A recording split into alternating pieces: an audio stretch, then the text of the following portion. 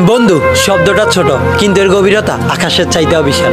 আমাদের জীবনে অনেক বন্ধু তৈরি হয় কিন্তু বন্ধুত্বের মূল্য কয়জনই বা দেয়। সবাইকে বন্ধু বানানো উচিত নয়, কারণ কিছু মানুষ বন্ধুত্বের সুযোগ নিয়ে বন্ধু নামের বেঈমানও হয়।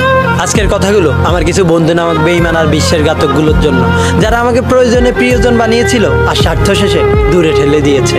যাদেরকে আমি নিজের চাইতেও বেশি বিশ্বাস করেছিলাম আর বিনিময়ে বিশ্বাসঘাতকতা পেয়েছিলাম। জানিস বন্ধুরা, যেদিন তোরা আমাকে প্রথম বন্ধু বলে ডাক দিয়েছিলি সেদিন থেকে তোদেরকে জীবনের একটা অংশ ভাবা শুরু করেছিলাম। প্রিয়জন হিসেবে সবসময় তোদের পাশে থাকতে চেয়েছিলাম, কারণ আমার কাছে বন্ধুত্বের মূল্যটা অনেক দাম। কিন্তু তখন আমি এটা বুঝতে পারিনি তোদের বন্ধু ডাকটা ছিল শুধুমাত্র আমাকে প্রয়োজন হিসেবে, প্রিয়জন নয়। আমি হতে চেয়েছিলাম তোদের প্রিয়জন, কিন্তু আফসোস হলাম শুধুমাত্র প্রয়োজন। প্রয়োজনে প্রিয়জন বানিয়ে আবার স্বার্থ শেষে দূরে ঠেলে দিলি। তোদেরকে আমি আমার জীবনে পাওয়া সবচাইতে বড় উপহার মনে করতাম, আর তোরা আমাকে বোঝা মনে করতি। তোদেরকে আমার ভালো সময় সব সময় পাশে পেলেও আমার খারাপ সময় এক মুহূর্তের জন্য পাশে পাইনি। কিন্তু আফসোস একটাই, তোদের খারাপ সময় সব সময় তোদেরকে সঙ্গ দিতাম, নিজের সাধ্য মতো তোদেরকে হেল্প করার চেষ্টা করতাম। কতই না মুখে হাসি আর বুকে কষ্ট নিয়ে তোদের সাথে অনেকটা দিন কাটিয়ে দিয়েছিলাম, কিন্তু কখনো বুঝতে দেইনি, কারণ আমি কখনোই তোদেরকে প্রয়োজন হিসেবে ব্যবহার করতে চাইনি।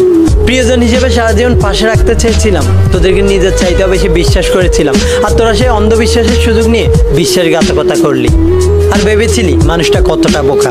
আরে আমি বোকা ছিলাম না, বিশ্বাসী ছিলাম, আর যে বিশ্বাসের যোগ্য তোরা কখনোই ছিলি না। একটা কথা বলি, শুনে রাখ, আমি একটুও বদলাইনি, তোদেরকে একটুও ভুলে যাইনি। শুধুমাত্র চিনতে শিখে গেছি কে সত্যিকারের বন্ধু আর কে বন্ধু নামের বেঈমান।